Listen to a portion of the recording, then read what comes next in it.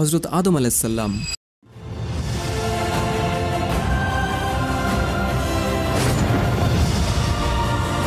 That's the end of everything. Beginning. Beginning of everything. আদম আলাইহিস সালাম আল্লাহর প্রথম নবী এবং প্রথম পয়গম্বর ছিলেন, যাকে আল্লাহ নিজের হাতে বানিয়েছিলেন, আর আমরা সকলেই তারই সন্তান। তো চলুন শুরু করা যাক the real story of prophet আদম আলাইহিস সালাম।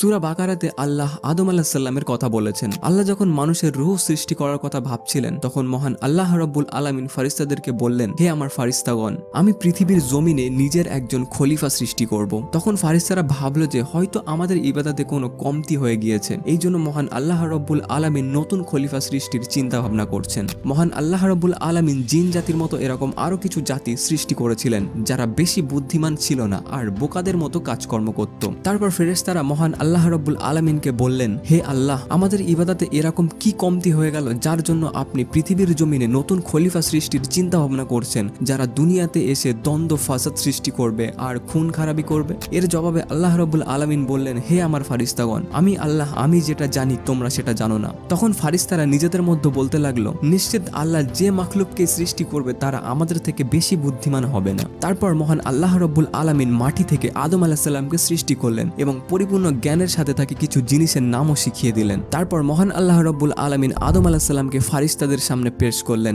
এবং ফারিস্তাদেরকে বললেন, হে আমার ফারিস্তাগণ, তোমরা যদি এতটাই বুদ্ধিমান হয়ে থাকো তাহলে এই জিনিসগুলোর নাম তোমরা বলে দেখাও। তখন ফারিস্তারা বলল, হে আল্লাহ, আমরা ততটাই জানি যতটা আপনি আমাদেরকে শিখিয়েছেন, এর বাইরে আমরা আর কিছুই জানি না। তখন মহান আল্লাহ রাব্বুল আলামিন আদম আলাইহিস সালামকে বললেন, হে আমার আদম, তুমি বলো এই জিনিসগুলোর নাম। তখন আদম আলাইহিস সালাম একটা একটা করে প্রতিটি জিনিসের নাম বলে দিলেন। তখন মহান আল্লাহ রাব্বুল আলামিন ফেরেশতাদেরকে বললেন, নিশ্চিত তোমরা যেটা জানো না আমি সেটা জানি। তারপর মহান আল্লাহ রাব্বুল আলামিন ফারিস্তাদেরকে বললেন, হে আমার ফারিস্তাগণ, তোমরা সকলে আদম আলাইহিস সালামকে সিজদা করো। তখন সকল ফারিস্তাগণ আদম আলাইহিস সালামের সিজদায় পড়ে গেলেন, কিন্তু শয়তান আদম আলাইহিস সালামকে সিজদা করলো না। তখন মহান আল্লাহ রাব্বুল আলামিন শয়তানকে জিজ্ঞাসা করলো, হে ইবলিস, তোর কি হয়েছে? কেন তুই আমার আদেশ অমান্য করলি? তখন শয়তান বলল, আমি এতটাও কমজোরি নয় যে মানুষকে সিজদা করব, যাদেরকে আপনি মাটি থেকে সৃষ্টি করেছেন। আমি তাদের থেকে অনেক শক্তিশালী, কারণ আপনি আমাকে আগুন থেকে সৃষ্টি করেছেন। তখন মহান আল্লাহ রাব্বুল আলামিন শয়তানকে বললেন, এখান থেকে বেরিয়ে যা, কারণ তুই কাফের, আর কিয়ামত পর্যন্ত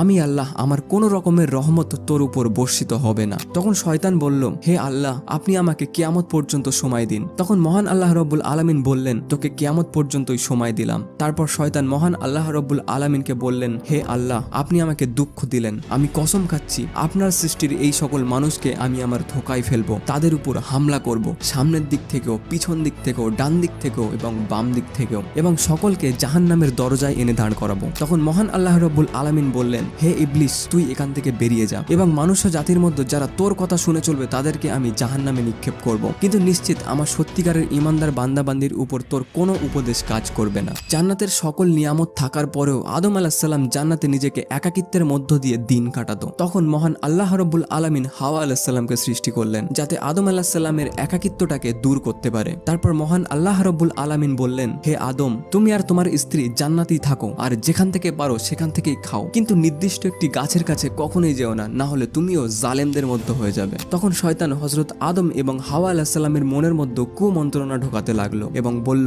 তোমাদের রব তোমাদেরকে ওই গাছটির কাছে এই জন্য যেতে বারণ করেছে, যদি তোমরা ওই গাছটির ফল খেয়ে ফেলো তাহলে তোমরা ফারিস্তা হয়ে যাবে, আর এমনটাও হতে পারে তোমরা অমরত্ব হাসিল করে নিতেও পারো। শয়তান কসম করেছিল যে আদম আলাইহিস সালাম এবং হাওয়া আলাইহিস সালামকে তার ধোকায় ফেলে ওই ফলটি খাওয়াবেই। তারপর হযরত আদম আর হাওয়া আলাইহিস সালাম আল্লাহর বাণীকে ভুলে গিয়ে ওই ফলটি খেতে শুরু করলো, আর ওই গাছটির পাতাগুলিকে ছিঁড়ে ছিঁড়ে নিজেদের লজ্জাস্থান ঢাকতে লাগলো। তারপর মহান আল্লাহ রাব্বুল আলামিন তাদেরকে ডেকে বললেন, আমি তোমাদেরকে বারণ করেছিলাম ওই গাছটির থেকে দূরে থাকতে, সঙ্গে এটাও বলেছিলাম যে শয়তান তোমাদের সবথেকে বড় শত্রু, তাহলে আমার বাণীটিকে ভুলে গিয়ে তোমরা এই কাজটি কিভাবে করলে? তখন হযরত আদম আর হাওয়া আলাইহিস সালাম বললেন, হে আমার রব, আমরা অনেক বড় একটি ভুল করে ফেলেছি, আপনি যদি আমাদেরকে ক্ষমা না করেন তাহলে আমরা ধ্বংস হয়ে যাব, দয়া করে আপনার রহমত আমাদের উপর বর্ষিত করুন এবং আমাদের গুনাহ থেকে মুক্ত করুন। তখন মহান আল্লাহ রাব্বুল আলামিন তাদেরকে তার রহমতের জান্নাত থেকে পৃথিবীতে ছুড়ে ফেলে দিলেন এবং বললেন, এখন থেকে তোমরা একে অপরের শত্রু, আর এখন থেকে তোমাদের পৃথিবীতে জীবন যাপন করতে হবে, এখানেই মরতে হবে,